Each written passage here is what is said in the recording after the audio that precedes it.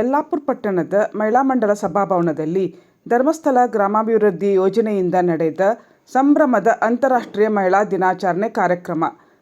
ತಾಲೂಕಾಸ್ಪತ್ರೆಯ ವೈದ್ಯೆ doctor ಸೌಮ್ಯ KV. ಚಾಲನೆ. ಪಟ್ಟಣದ ಮಹಿಳಾ ಮಂಡಲ ಸಭಾಭವನದಲ್ಲಿ ಧರ್ಮಸ್ಥಳ ಗ್ರಾಮಾಭಿವೃದ್ಧಿ ಯೋಜನೆಯ ಜ್ಞಾನ ವಿಕಾಸ ಕೇಂದ್ರದಡಿ ಹಮ್ಮಿಕೊಳ್ಳಲಾಗಿದ್ದ ಅಂತಾರಾಷ್ಟ್ರೀಯ ಮಹಿಳಾ ದಿನಾಚರಣೆ ಕಾರ್ಯಕ್ರಮವನ್ನು ತಾಲೂಕಾಸ್ಪತ್ರೆಯ ವೈದ್ಯೆ ಡಾಕ್ಟರ್ ಸೌಮ್ಯ ಕೆ.ವಿ. ಉದ್ಘಾಟಿಸಿ ಮಾತನಾಡಿ, ಎಲ್ಲ ಕ್ಷೇತ್ರಗಳಲ್ಲೂ ಮುಂಚೂಣಿಯಲ್ಲಿರುವ ಮಹಿಳೆಯರು ತಮ್ಮ ಆರೋಗ್ಯದ ಕಡೆ ನಿರ್ಲಕ್ಷ್ಯ ತೋರುತ್ತಿರುವುದು ಕಂಡುಬರುತ್ತಿದೆ. ಇಡೀ ಕುಟುಂಬದ ನಿರ್ವಹಣೆಯಲ್ಲಿ ತಮ್ಮನ್ನು ತೊಡಗಿಸಿಕೊಂಡು ತಮ್ಮ ಆರೋಗ್ಯದ ಕಡೆಗೂ ಹೆಚ್ಚಿನ ಗಮನವನ್ನು ವಹಿಸಬೇಕು ಎಂದು. ಆರೋಗ್ಯ ಬಗ್ಗೆ ಕಾಳಜಿ ವಹಿಸದೇ ಇರುವುದು ನಮ್ಮನ್ನು ನಾವು ಶೋಷಿಸಿಕೊಂಡಂತೆ ಆಗುತ್ತದೆ. ಇಂದಿನ ದಿನಗಳಲ್ಲಿ ಮಹಿಳೆಯರಲ್ಲಿ ಸಾಮಾನ್ಯವಾಗಿ ಖಿನ್ನತೆ ಕಂಡುಬರುತ್ತಿದ್ದು ಹಾಗೂ ಥೈರಾಯ್ಡ್, ಸ್ತನ ಕ್ಯಾನ್ಸರ್ದಂಥ ಕಾಯಿಲೆಗಳು ಹೆಚ್ಚುತ್ತಿರುವುದು ಆತಂಕಕಾರಿಯಾಗಿದೆ.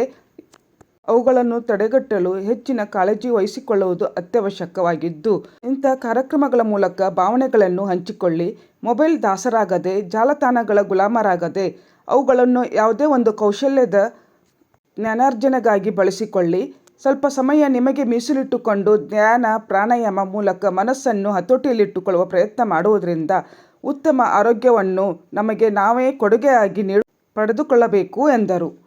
ಕಾರ್ಯನಿರತ ಪತ್ರಕರ್ತರ ಸಂಘದ ಜಿಲ್ಲಾ ಕಾರ್ಯದರ್ಶಿ ಪ್ರಭಾವತಿ ಗೋವಿ ಮಾತನಾಡಿ, ಹೆಣ್ಣು ಮಕ್ಕಳು ಜಾಗೃತರಾದರೆ ಸಮಾಜ ಜಾಗೃತವಾಗುತ್ತದೆ. ಕುಟುಂಬದ ಕಣ್ಣಾದ ಹೆಣ್ಣು ಶಿಕ್ಷಣ ಪಡೆದು ಸ್ವಾವಲಂಬಿ ಆಗುವುದರೊಂದಿಗೆ ಕೌಟುಂಬಿಕ ಸಾಮರಸ್ಯ ಕಾಪಾಡಿಕೊಳ್ಳಬೇಕು. ಅನೇಕ ಮಹಿಳೆಯರು ಸಮಸ್ಯೆಗಳ ಸುಳಿಯಲ್ಲಿ ಸಿಲುಕಿಕೊಂಡು ತೊಂದರೆಗೊಳಗಾಗುತ್ತಿರುವುದನ್ನು ಕಾಣುತ್ತೇವೆ. ಯಾವುದಕ್ಕೂ ಪೂರ್ವಾಪರ ಯೋಚಿಸಿ ದೃಢ ಹೆಜ್ಜೆ ಇಡಬೇಕು. ಇತ್ತೀಚೆಗೆ ಒಬ್ಬಂಟಿ ಮಹಿಳೆಯರ ಹತ್ಯೆ ಹೆಚ್ಚುತ್ತಿರುವುದು ಆತಂಕಕಾರಿಯಾಗಿದ್ದು, ಮಹಿಳೆಯರು ಸಂಸ್ಕಾರದೊಂದಿಗೆ ಸ್ವರಕ್ಷಣೆಯ ಪಟ್ಟುಗಳನ್ನು ಕಲಿಯುವುದು ಇಂದು ಅನಿವಾರ್ಯವಾಗಿದೆ. ಯಾವುದೇ ಸಂದಿಗ್ಧದ ಸುಳಿಯಲ್ಲಿ ಸಿಕ್ಕರೂ ಅದರಿಂದ ಹೊರಬರುವ ಪ್ರಯತ್ನ ಮಾಡಬೇಕು ಎಂದು ಕಿವಿಮಾತು ಹೇಳಿದರು. ಒಕ್ಕೂಟದ ಅಧ್ಯಕ್ಷೆ ಚಂದನ್ ಗುಡಿಗಾರ್ ಉಪಸ್ಥಿತರಿದ್ದರು. ಸಮನ್ವಯಾಧಿಕಾರಿ ನಿರ್ಮಲಾ ಪ್ರಾಸ್ತಾವಿಕ ಮಾತನಾಡಿದರು. ಸೇವಾ ಪ್ರತಿನಿಧಿ ಅನಿತಾ ದೇಸಾಯಿ ಸ್ವಾಗತಿಸಿ ನಿರ್ವಹಿಸಿದರು. ಸದಸ್ಯೆ ವೀಣಾ ಭಟ್ ವಂದಿಸಿದರು. ನಂತರ ಮಹಿಳಾ ದಿನಾಚರಣೆಯ ಕೇಕ್ ಕಟ್ ಮಾಡುವ ಮೂಲಕ ಎಲ್ಲರೂ ಸಂಭ್ರಮಿಸಿದರು.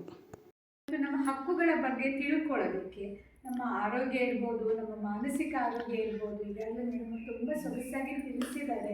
ಈಗಾಗಲೇ ನಾವು ಏನು ಮಾಡ್ತಾ ಇದ್ದೀವಿ, ನಮ್ಮ ದೈಹಿಕ ಆರೋಗ್ಯ, ಮಾನಸಿಕ ಆರೋಗ್ಯವೆಲ್ಲ ಒಂದು ಪಕ್ಕದಲ್ಲಿಟ್ಟು ಒಂದು ದಿನನಿತ್ಯದ ಜಂಜಾಟದಲ್ಲಿ ತೊಡಗಿಬಿಟ್ಟಿದ್ದೀವಿ. ಸೊ ಇವತ್ತಿನ ದಿನ ಏನಿದೆ ಅದನ್ನೆಲ್ಲ ಹೊರಗಡೆ ಇಟ್ಟು ಒಂದು ರಿಫ್ರೆಶ್ಮೆಂಟ್ ಅಲ್ಲ, ನಮ್ಮ ಮನಸ್ಸಿಗೆ ಒಂದು ರೀತಿ ರೀಚಾರ್ಜ್, ಮೊಬೈಲ್ ಚಾರ್ಜ್ ಕೂಡ ನಾವು ಚಾರ್ಜಿಗೆ ಹೆಂಗಾಗ್ತೀವಿ, ಹಾಗೆ ನಮ್ಮ ಮನಸ್ಸಿನ ಚಾರ್ಜಿಂಗ್ ಥರ ಇವತ್ತಿನ ಈ ಮಹಿಳಾ ದಿನಾಚರಣೆಯನ್ನು ಆಚರಿಸಲು ಇವತ್ತು ಒಂದಾಗಿ ಸೇರಿದ್ದೇವೆ. ಕಲಿತಂತಹ ಮಹಿಳೆ ಅವಳು ಮುಂದೆ ಬರೋದಷ್ಟೇ ಅಲ್ಲ, ಅವಳ ಮನೆಯ ಎಲ್ಲ ಸದಸ್ಯರನ್ನು ಕೂಡ ಮುಂದೆ ಕರೆದೊಯ್ದರು. ಸೊ ಆದರೆ ಇವತ್ತಿನ ದಿನದಲ್ಲಿ ಮಹಿಳೆಯರು ಮನೆಯ ಒಳಗೂ ಹೊರಗೂ ದುಡಿಯುವಂತಹ ಒಂದು ಪ್ರಕ್ರಿಯೆಯಲ್ಲಿ ತಮ್ಮ ಆರೋಗ್ಯವನ್ನು ನಿಷ್ಕಾಳಜಿ ಮಾಡ್ತಾ ಇದ್ದಾರೆ ಅಲ್ವಾ.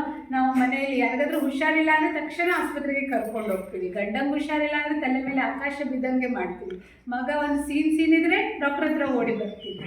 ಆದರೆ ನಮಗೆ ಹುಷಾರಿಲ್ಲ ಅಂದರೆ ಏನು ಮಾಡ್ತೀವಿ, ಅದನ್ನು ನಿಷ್ಕಾಳಜಿ ಮಾಡಿಬಿಡ್ತೀವಿ. ಏನೋ ಮನೆ ಮದ್ದು ಮಾಡ್ಕೊಳ್ಳೋಣ ಅನ್ಕೋತೀವಿ, ನಾಳೆ ನೋಡಿದ್ರಾಯ್ತು ಅನ್ಕೋತೀವಿ. ಹೀಗೆ ದಿನಗಳನ್ನು ತಳ್ತಾ ಇರ್ತೀವಿ. ನಾವು ಮನೆಗೆ ಸೀಮಿತ ಮತ್ತು ನಮ್ಗೆ ಕೆಲಸ ಮಾಡಿದ್ರು ಮನೆ ಹೊರಗಡೆ ಹೋಗಿ ಕೆಲಸ ಮಾಡಿದ ತಕ್ಷಣ ಮನೆಗೆ ಬಂದು ಮಾಡಲೇಬೇಕು, ನಾವು ಒಬ್ಬಳೇ ಮಾಡಬೇಕು ಅಂತ ಅನಿಸಿಕೆ ಹೊಂದಿದೆ. ಮನೆಯವರೊಂದಿಗೆ ಉಳಿದ ಸದಸ್ಯರನ್ನ ಜೊತೆ ಕೂಡ್ಕೊಂಡು ನಮ್ಮ ಕೆಲಸ ನಾವು ಮಾಡ್ಕೊಳ್ಳುವ ಇಚ್ಛೆ ತೋರಬೇಕು. ಮತ್ತು ಮನೆಯವರು ಸದಸ್ಯರ ಸಹಕಾರ ಇದ್ದರೆ ಮಾತ್ರ ಮಹಿಳೆ ಹೊರಗಡೆ ದುಡಿಯೋದು ಸಾಧ್ಯ ಆಗ್ತದೆ.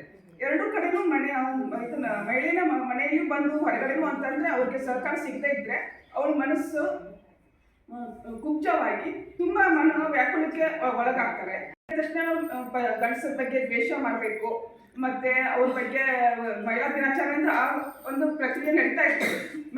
ಗಂಡಸರು ನಮಗೆ ಸಾಥ್ ಕೊಡೋದಿಲ್ಲ, ಹಾಗೆ ಹೀಗೆ ಅಂತ ಬೈಕೋದು ಕೊಡೋಕ್ಕಿಂತ ಅವ್ರ ಸಾಥ್ ನಾವು ಹೆಂಗೆ ತಗೋಬೋದು, ಅವ್ರ ಮನ ಪರಿವರ್ತನೆ ಮಾಡಲಿಕ್ಕೆ ಪ್ರಯತ್ನಿಸಬೇಕು. ಅದು ಬಿಟ್ಕೊಂಡು ಅವ್ರು ನಮ್ಗೆ ಸರಿ ಇದನ್ನು ನೋಡ್ಕೊಳ್ಳೋದಿಲ್ಲ, ಮಾಡೋದಿಲ್ಲ, ಅದಕ್ಕಿಂತ ಯಾಕೆ ನೋಡ್ಕೋದಿಲ್ಲ ಅಂತ ನಾವು ಅರ್ಥ ಮಾಡ್ಕೋಬೇಕು.